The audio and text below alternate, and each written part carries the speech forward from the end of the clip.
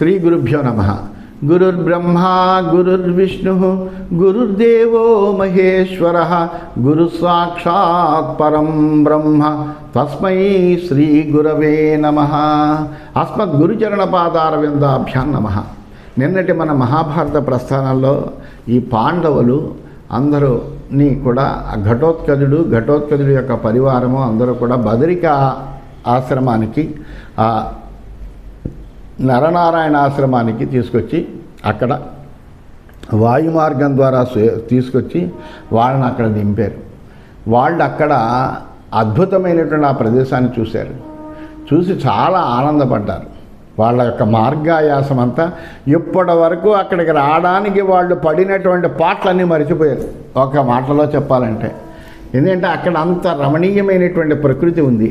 అందువల్ల హాయిగా ఆనందాన్ని అనుభవిస్తూ అక్కడ విహారం చేసేట ఆ దేవతలు సంచరించేటువంటి ఆ ప్రదేశము, ఎంతో సుఖస్పర్శ కలిగినటువంటి వాయువులు వీచేటువంటి ప్రదేశము, పవిత్రమైనటువంటి గంగానది ప్రవహించేటువంటి ఆ ప్రదేశము, అవన్నీ చూస్తూ ఆనందంగా అల్లా అక్కడ ఉన్నారట కొంతకాలము. తత్రతే పురుష వ్యాఘ్రాః పరమం శౌచమాస్థితాః షడ్రాత్రం అవసన్ వీరాః ధనంజయ దిదృక్షవః. ఆ పాండవులు అక్కడ ఎంతకాలం ఉన్నారయ్యా అంటే అర్జునుడి యొక్క దర్శనం కోసమని అక్కడ 6 రాత్రులు గడిపారట. అంటే 6 రోజులు పూర్తిగా ఉన్నారన్నమాట. తత పూర్వోత్తరే వాయు ప్లవమానో యదృచ్ఛయ సహస్రపత్ర మర్కాభం దివ్యం పద్మముపాహరత్.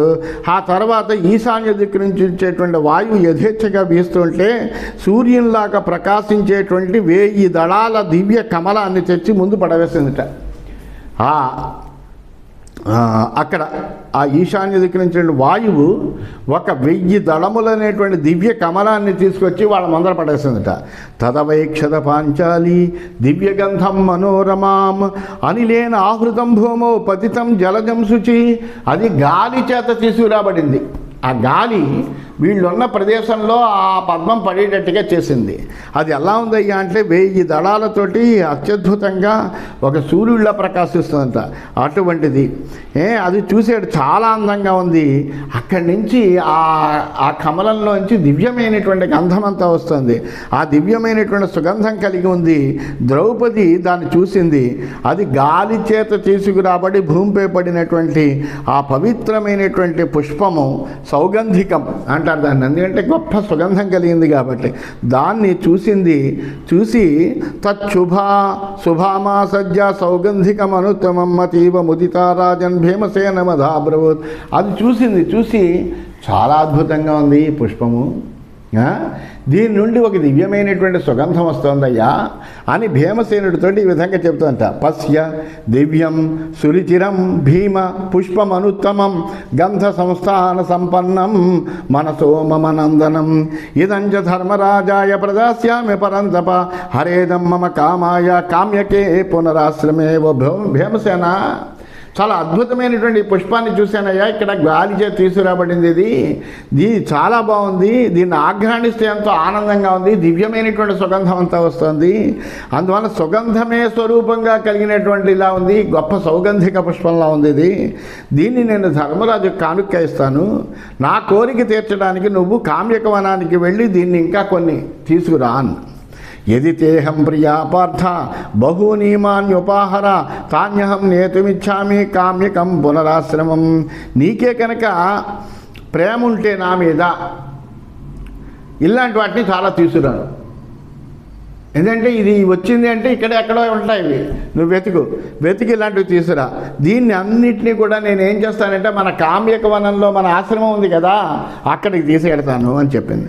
ఏవముక్త్వా శుభాపాంగి భీమసేనమనందిత జగామ పుష్పమాదాయ ధర్మరాజాయ తద్దదా అని ఆ విధంగా భీమసేనుడితో చెప్పింది.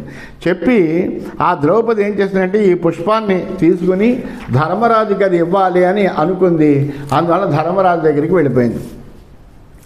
అభిప్రాయంతో విజ్ఞాయ మహిష్యా పురుషర్షభ ప్రియాయ ప్రియకామ సప్రాయాత్ భీమో మహాబల. ఏం చేస్తాడు భీమసేనుడు? నీకు నా మీద ప్రేమే కనుకుంటే కనుక ఇలాంటి పుష్పాలను మరి నేను తీసుకురా అంది. ఇప్పుడు ఈ పుష్పాలు తీసుకురాకపోతే ద్రౌపది మీద నీకు ప్రేమ లేనట్టే. అందువలన ఆ అభిప్రాయం అంటే ఆమెకి అంత కోరికగా ఉన్నది అనేటువంటి అభిప్రాయం తెలుసుకున్నాడు భీమసేనుడు. తెలుసుకున్నటువంటి వాడయ్యి ఆ ప్రియురాలైనటువంటి ఆ ద్రౌపదికి ప్రియం చెయ్యాలి అని అనుకున్నట్ట. అనుకున్నటువంటి వాడై అక్కడి నుంచి బయలుదేరి వెళ్ళేట. వాతంతమేవాభిముఖో యతస్తత్ పుష్పమాగతం అది ఆదిహీర్షుర్జగామాసు సపుష్పాన్యపరాణ్యపి. అలాంటి పూలని చాలా తీసుకురావాలి అని నిశ్చయం చేసుకున్నటువంటి వాడే వెంటనే ఆ గాలి ఎటువైపు నుంచి వీస్తుందో చూసి ఆ వైపుకి ప్రయాణం సాగించట. రుక్మపృష్టం ధనుర్గృహ్య శరాంశాసీ విశోపమాన్ మృగరాడివ సంక్రుద్ధ ప్రభిన్న ఇవ కుంజర. బంగారు తొడుగు కలిగినటువంటి విల్లును తీసుకున్నాడు. విషసర్పాల లాంటి బాణాలను కూడా తీసుకున్నాడు. కోపించినటువంటి ఒక సింహంలాగా మదం స్రవించినటువంటి ఏనుగులాగా పెద్ద పెద్ద అడుగులు వేసుకుంటూ అలా వెళ్ళేట. దదృశు సర్వభూతాన్ని మహాబాణ ధనుర్ధరం నగ్లానిర్ నచ వైక్లవ్యం న భయం నచ సంభ్రమ కదాచిత్ జుషతే పార్థం ఆత్మజం మాతరీశ్వర. అయితే విల్లు బాణాలు ధరించినటువంటి ఆ భీముణ్ణి అక్కడ ఉండేటువంటి ప్రాణులన్నీ చూసి అతడికి అయితే అక్కడ ఏ జంతువులున్నా ఏమున్నా ఇతడికి ఏమీ భయం లేదు, వాటి వల్ల ఏమీ చింత లేదు. ఎందుకంటే వేటినైనా జయించగలను అనేటువంటి ఒక స్థైర్యము కూడా ఆయనకున్నాయి. అందువలన అతనికి అలా వెడుతుంటే అతనిలో అసలు అలసట కలగట్లేదు, అతనికి వైక్లభ్యం లేదుట, భయం లేదుట, తొందరపాటు లేదుట, అలా వెడుతున్నట్ట. ద్రౌపద్య ప్రియమన్మిచ్చని ఒకటే ఒక కోరిక ఉంది, ఏంటంటే ద్రౌపదికి ప్రియం చేయాలి. ద్రౌపదికి ప్రియం చేయాలంటే అటువంటి కుసుమాలని ఇంకా తీసుకురావాలి. అందువల్ల అటువంటి పుష్పాలు ఎక్కడ ఉన్నాయో వెతకాలి. ఇది ఒక్కటే అతని యొక్క లక్ష్యం. ఇప్పుడు ఆ లక్ష్యం మీద పెడుతున్నాడు. ద్రౌపద్యా ప్రియమన్విచ్చన్ సబాహుబలమాశ్రిత వ్యపేత భయ సమ్మోహ శైలమభ్యపతద్బలి సతే ద్రుమలతాగుల్మఛన్నం నీలశిలాతలం గిరించారారిహర కిన్నరాచరితం శుభం నానావర్ణధరే చిత్రం ధాతుద్రుమ మృగాండజై. ఆ ద్రౌపదికి ప్రియం చేయడం కోసమని తన బాహుబలాన్ని ఆశ్రయించినటువంటి వాడై, ఏ విధమైనటువంటి భయం కానీ మోహం కానీ లేనటువంటి వాడై, ఆయన ఆ బలవంతుడై ఉన్న మూలాన్ని ఆ పరాక్రమంతో కలిగి ఉన్నటువంటి వాడై ఆ ఎదురుకుండా కనిపిస్తున్నటువంటి ఆ పర్వత శిఖరాన్ని అధిరోహించట. ఆ పర్వతం ఎలా ఉంది అంటే చెట్లు లతలు తీగలతో కప్పబడి నీలపు రంగు అంటే నల్లటి శిలలు కలిగినటువంటిది అయింది. కిన్నెరలందరూ కూడా అక్కడ తిరుగుతున్నట్ట. శత్రుతాపండైనటువంటి భీమసేనుడు ఆ పర్వతం మీద తిరుగుతున్నాడు భయం లేకుండా. చాలా రంగులతో ఉండేటువంటి ధాతువులు, చెట్లు, మృగాలు, పక్షులు కలిగి విచిత్రమైనటువంటి కాంతితో ప్రకాశిస్తుంది ఆ పర్వతం. సర్వభూషణ సంపూర్ణం భూమిర్భుజమివోచ్ఛ్రితం సర్వత్ర రమణీయేషు గంధమాదన సానుషు సక్తచక్షురభిప్రాయాన్ హృదయేన అనుచింతయన్ పుంస్కోకిల నినాదేషు షట్పదాచరితేషు చ బద్ధశ్రోత్రమనశ్చక్షు జగామ అమిత విక్రమ. ఈయన ఈ భూమి సమస్తమైనటువంటి ఆభరణాలు కలిగినటువంటి తన భుజాన్ని పైకెత్తినట్టుగా ఆ గంధమాన పర్వతం యొక్క చర్యలు అలా కనిపిస్తున్నాయట. చాలా అందంగా కనిపిస్తున్నాయట ఎక్కడ చూసినప్పటికీ. ఆ శిఖరం ఎటు చూసినా అందంగానే ఉంటుంది. ఏ పక్క నుంచి చూసినా కానీ ఆ శిఖరం మనోహరంగా ఉంటా.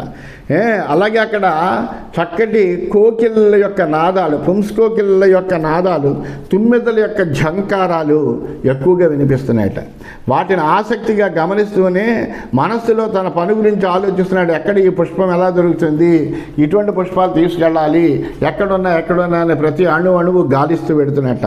ఆదిగ్రహం సమహాతేజా సర్వర్తు కుసుమోద్భవం గంధముద్ధతముద్దామో వనే మత్త యువద్వప వీజ్యమాన సుపుణ్యేన నానా కుసుమగంధిన పితుస్సంస్పర్శ శీతేన గంధమాదన వాయున హ్రియమాణ శ్రమ పిత్ర సంప్రహృష్టతనూరుహ.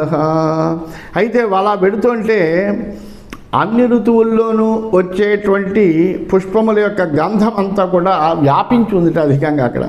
దాన్ని అంతా ఆఘ్రాణిస్తున్నాడు. అంటే ఎటు నుంచైనా మంచి సుగంధం వస్తుంది. అవన్నీ ఆఘ్రాణిస్తున్నాడు. మదించిన ఏనుగులా ఉన్నాడు, వెడుతున్నాడు. ఆ గంధమాదనం మీదుగా వీచేటువంటి గాలి ఈయనకి వింజామరలా వీస్తోందట. తండ్రికి పుత్ర సంస్పర్శ సుఖం కలిగిస్తున్నట్టుగా, అంటే తండ్రికి ఎప్పుడు ఆనందం ఎక్కువ కలుగుతుందయ్యా అంటే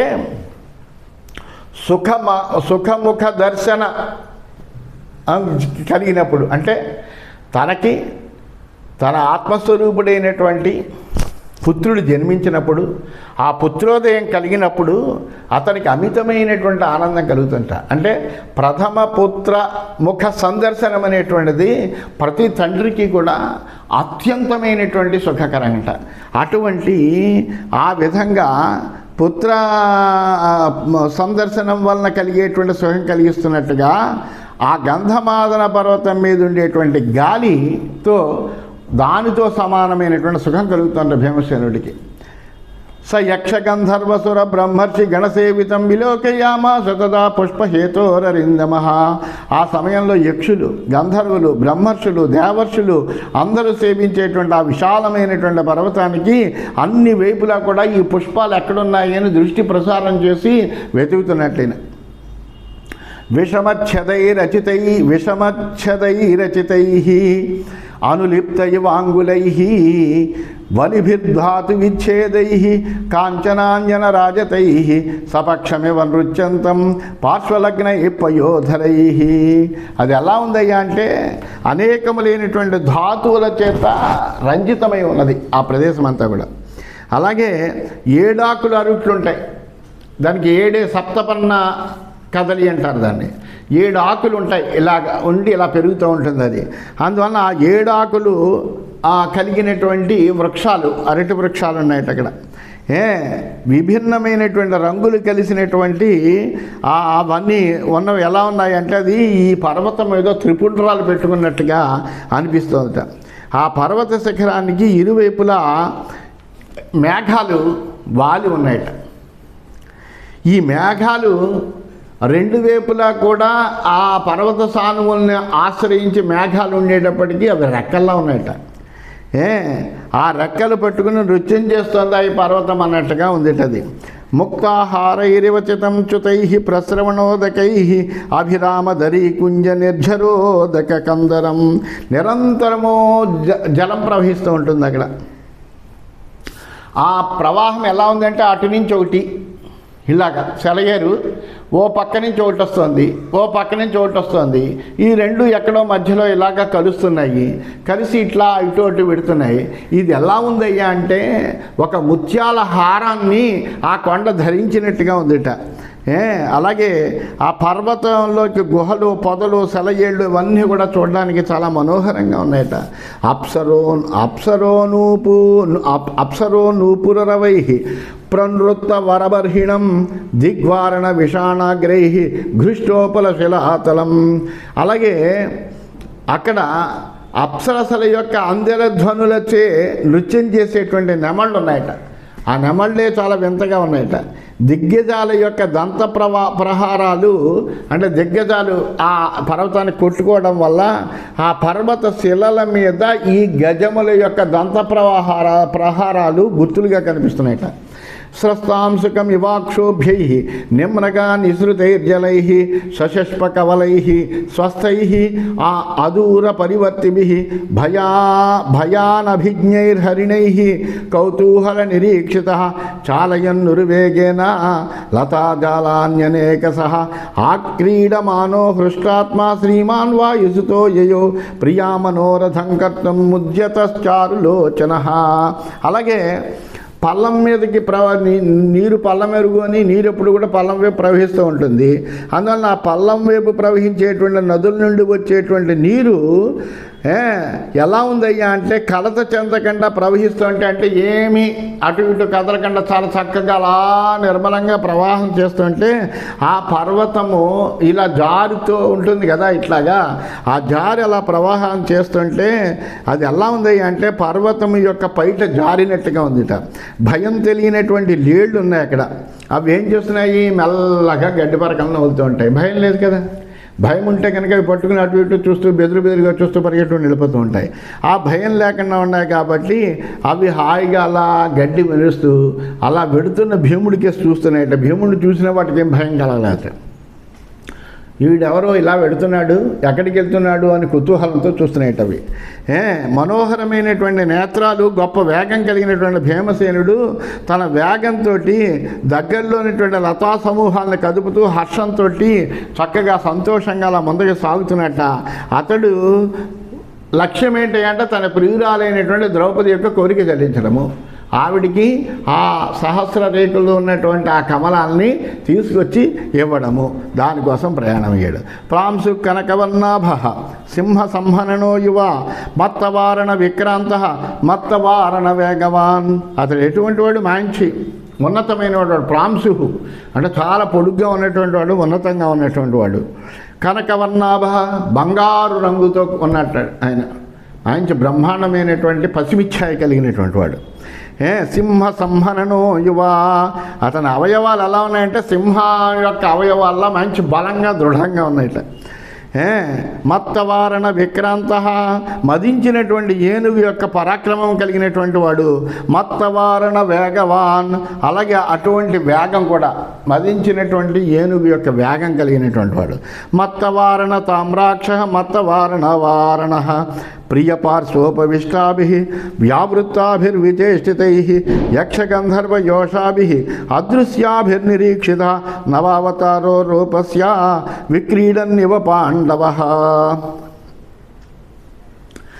చచార రమణీయేషు గంధమాదనప్సానుషు సంస్మరన్ వివిధాన్ కేశాన్ దుర్యోధన కృతాన్ బహూన్ ద్రౌపద్యా వనవాసిన్యా ప్రియం గర్తుం సముజ్యతః సోచింతయద్గతే స్వర్గం అర్జునే మయి చాగతే పుష్పహేతో కథం త్వార్యః కరిష్యతి యుధిష్ఠిరః స్నేహాన్ నరవరో నూనం అవిశ్వాసాత్ బలస్య చ నకులం సహదేవం చ నమోక్షతి యుధిష్ఠిరః కథం తు కుసుమావాప్తిః స్యాత్ శీఘ్రమితి చింతయన్ ప్రదస్తే నరసార్దూలః పక్షిరాడివ వేగితః సజ్జమాన మనోదృష్టి ఫుల్లేషు గిరిసానుషు.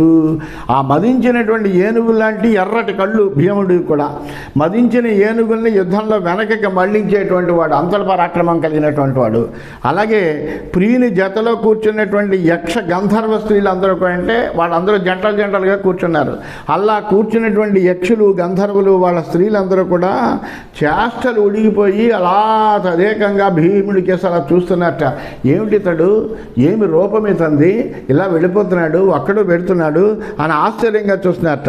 అతడు ఎలా ఉన్నాడు అంటే పోత పోసినటువంటి ఒక సౌందర్యానికి ఒక ఆకారంలా ఉన్నట్ట. సౌందర్యానికి ఒక కొత్త ఆకారమా అన్నట్టుగా గొప్ప బ్రహ్మాండమైనటువంటి సౌందర్యం కలిగినటువంటి వాడై పసిమి ఛాయితో మెరిసిపోతున్నటువంటి వాడై బ్రహ్మాండమైనటువంటి ఎత్తు కలిగి బలిష్టమైనటువంటి అవయవాలతో కూడినటువంటి వాడే అలా పెడుతున్నట్ట. అతన్ని చూసి యక్షగంధర్వ స్త్రీలందరూ కూడా అతన్ని తదేకంగా అలా చూసినట్ట, కళ్ళ ఆర్పకుండా. అయితే వాళ్ళు ఇతనికి కనిపించకుండా ఆ భీమసేనుడిని చూస్తున్నట్ట. ఆ గంధమాదన శిఖరాలపై ఓ ఆటగాళ్ళ తిరుగుతున్నట్ట. ఆ దుర్యోధనుడు చేసినటువంటి అపకారాలన్నీ స్మరించుకుంటూ వనవాసిని అయినటువంటి ద్రౌపదికి ప్రియం చెయ్యాలి అని అనుకున్నట్ట.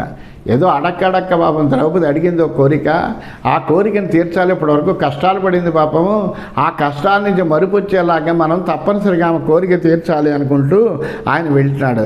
అర్జునుడు స్వర్గంలో ఉండగా నేను సౌగంధిక పుష్పాలకి వస్తే ధర్మరాజు ఒక్కడే ఉన్నాడే అక్కడ అని గుర్తుకొచ్చింది. ఇప్పుడు అర్జునుడు కానీ భీమసేనుడు కానీ ఉంటే ధర్మరాజుకి మంచి ఆనందంగా ఉంటుంది. ఎందుకంటే వాళ్ళు ఉన్నారు అనేటువంటి ఒక భరోసా, అతనికి ఏ విధమైనటువంటి ఇబ్బంది లేకుండా ఉంటుంది.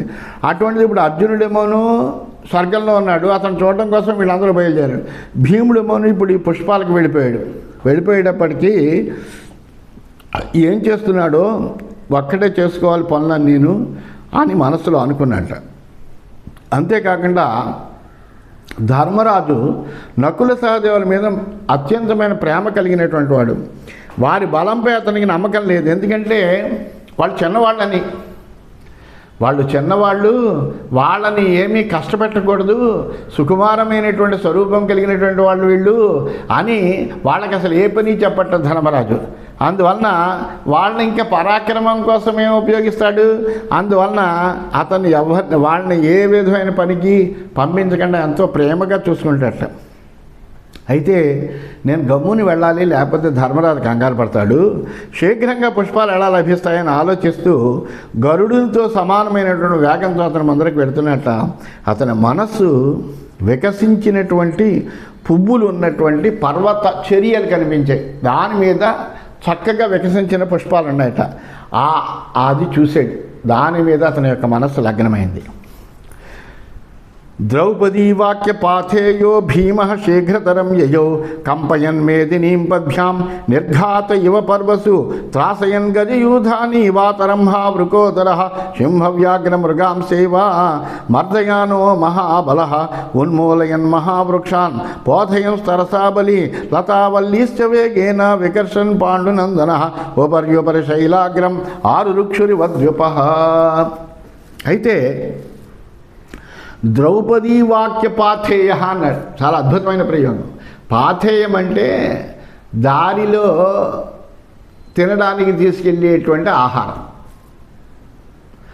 ఎక్కడైనా ప్రయాణం చేసేటప్పుడు మనము ఆ ప్రయాణంలో మనకు ఆహార పదార్థాలు దొరకవు కాబట్టి మనం ఏం చేస్తాం, ముందుగా తయారు చేసుకుని దాన్ని కూడా తీసుకువెళ్ళి ఆ సమయం అయినప్పుడు ఆ దారిలో ఎక్కడైనా కూర్చుని కాస్త ఆ ఆహారాన్ని సేవిస్తాం. ఈయనకి అటువంటి పాథేయం ఏంటంటే ద్రౌపదీ వాక్య పాథేయం. అంటే ద్రౌపది చెప్పినటువంటి మాట ఏదైతే ఉందో అదే అతని యొక్క దారిలో ఆహారం మాట. ఏముంది ఆ మాట, నువ్వు ఇగో నా మీ ప్రేమ ఉంటే కనుక ఈ పుష్పాలు తీసుకురావాలి అంది. అందువలన ఆ మాటతో ఆయన శీఘ్రంగా బయలుదేరాడు. వాయువేగం కలిగినటువంటి భీమసేనుడు ఆ పర్వత అన్ని సమయాల్లోనూ కూడా ఈ భూకంపాలు పిడుగుబాటు లాంటి ఉత్పాతాలతో సమానంగా తను అడుగు వేసాడంటే పెద్ద ఆ భూమి కంపిస్తుంది అన్నమాట. అటువంటి తన పాదముల యొక్క సవ్వడితోటి భూమిని కంపింపజేస్తూ ఏనుగుల మందలన్నింటినీ కూడా భయపడుతూ అలా చక్కగా గంభీరంగా నడవసాగేట. ఆ భీమసేనుడు సింహాలని, పెద్ద పులుల్ని, మృగాలను మర్దిస్తూ తన వేగంతో పెద్ద పెద్ద చెట్ల తీగలను లాగివేస్తూ ముందరకు సాగుతున్నట్ట. అతడు పైకి పోతుంటే ఒక గజరాజు పర్వత శిఖరాగ్రం మీదకి వెళుతున్నట్టుగా ఉందిట. అల్లాగా ఆయన వెళ్ళాడు పైకి. వినర్దమానో అతిభృశం సవిద్యుదివతోయదః తేన శబ్దేన మహతా భీమస్య ప్రతిబోధితాః గుహాం సంతత్యజుర్వ్యాఘ్రాః నిలిల్యుర్వనవాసినః సముత్పేతు ఖగాస్త్రస్తాః మృగయోధాని దుద్రువుః. ఇవి ఎలా ఉన్నాయంటే మెరుపు తీగల వల్ల ప్రకాశించేటువంటి మేఘాల్లాగా గట్టిగా గర్జించేట. అలాగే భీమసేనుడు చేసేటువంటి భయంకరమైనటువంటి గర్జనలకి పులులు అన్నీ కూడా గుహల్లోంచి బయటకు వచ్చి పరిగెడుతున్నాయట భయపడి. వనంలో నివసించేటువంటి ప్రాణులన్నీ కూడా లోపల దాగిపోయేట. భయపడినటువంటి పక్షులన్నీ ఆకాశంలోకి ఎగిరేట. మృగాల గుంపంతా దూరంగా పరుగులు తీసేట అతని యొక్క అరుపులకి. వృక్షాశ్చ బుత్ససృజుర్వృక్షాన్ తత్యజుర్హరయో గుహాం వ్యజృంభంత మహాసింహాః మహిషాంచావలోకయన్. ఎలుగుబండ్లన్నీ కూడా చెట్లను విడిచిపెట్టి పరిగెట్టేట. సింహాలు గుహలను విడిచిపెట్టి పరిగెట్టేట. పెద్ద పెద్ద సింహాలు విజృంభిస్తూ దున్నలను చూస్తున్నాయట. తేన విత్రాసితానాగా కరేణు పరివారిత తద్వనం స పరిత్యజ్య జగ్ముర్ అన్యన్ మహావనం. అల్లాగా అతని చేత భయపెట్టబడినటువంటి ఈ ఏనుగులన్నీ కూడా ఆడ ఏనుగులతో కలిసి ఆ వనం విడిచి మరొక మహావనానికి చేరిపోయేట. వరాహమృగ సంఘాశ్చ మహిషాశ్చ వనేచరాః వ్యాఘ్ర గోమాయు సంఘాశ్చ ప్రణేదుర్గవయే సహ రథాంగ సాహ్వదాచ్యూహాః హంసకారండవప్లవాః శుకాః పుంస్కోకిలాః క్రౌంచాః విసౌన్యాః భేజిరే దిశః. అక్కడ నుండి అడిగిపందులు, అలాగే మృగాల గుంపులు, దున్నలు, గవయ మృగాలు, వ్యాఘ్రాలు, నక్కలు, చిలకలు, చక్రవాకాలు, చాతక పక్షులు, హంసలు, కారండవాలు, ప్లవములు, కోకిలలు, క్రౌంచ పక్షులు ఇవన్నీ కూడా గాబరాబడి నోళ్లు తెరుస్తూ పెద్ద పెద్దగా అరుస్తూ తలో దిక్కుకు వెళ్ళిపోయేట.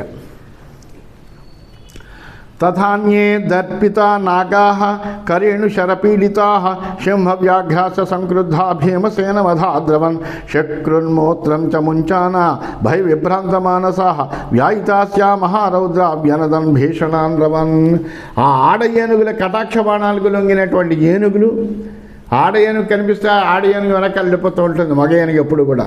అందువలన ఆ ఏనుగులు అలాగే సింహాలు, పెద్ద పులులు కోపించి భీమసేనుడి మీద విరుచుకుపడ్డాయట. అలాగే మలమూత్రాలను విడుస్తూ భయంతో చలించినటువంటి మనస్సులతో నోళ్లు తెరిచి రౌద్రంగా అవన్నీ కూడా ధ్వనులు చేసేట. అలాగా అవన్నీ కకావికలైపోయాయన్నమాట ఇతని యొక్క అరుపులకి.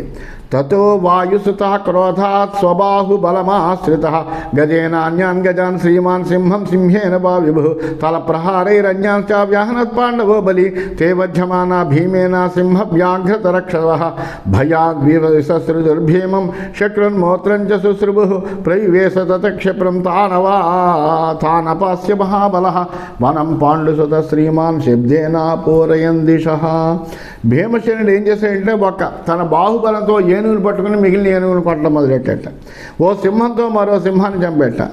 మిగిలినటువంటి వాటినన్నీ కూడా మీద పడుతున్నటువంటి వాటినన్నీ కూడా తన యొక్క బాహు ప్రహారాలతోటి హస్త ప్రహారాలతోటి చంపేసేట. ఆ భీమసేనుడి యొక్క దెబ్బలకు సింహాలు వ్యాఘ్రాలు తరక్షులు భయంతో మలమూత్రాలను ఒక్కసారిగా విడిచేట. శక్తిశాలైనటువంటి భీమసేనుడు శీఘ్రంగా వాటిని అందరినీ విడిచిపెట్టి తన గర్జనతో దిక్కుళ్ళు ప్రతిధ్వనింపచేస్తూ ఆ వనంలోకి ఆయన ప్రవేశించేట. ఆయన మనస్సులో ఇప్పుడు ఒక్కటే కోరిక ఏంటి? ఆ ద్రౌపది అడిగినటువంటి ఆ చక్కటి పుష్పాలని తీసుకొచ్చి ద్రౌపదికి అందజేయాలి, దానికోసం వెళ్ళాలి, ఆ మార్గంలో ఎవరు అడ్డొచ్చినా లెక్క చేయకూడదు అనే ఉద్దేశంతో ఆయన ఆ పుష్పాల కోసమని అలాగే ప్రయాణం చేసి సాగుతున్నాడు అని తెలియజేస్తూ స్వస్తి.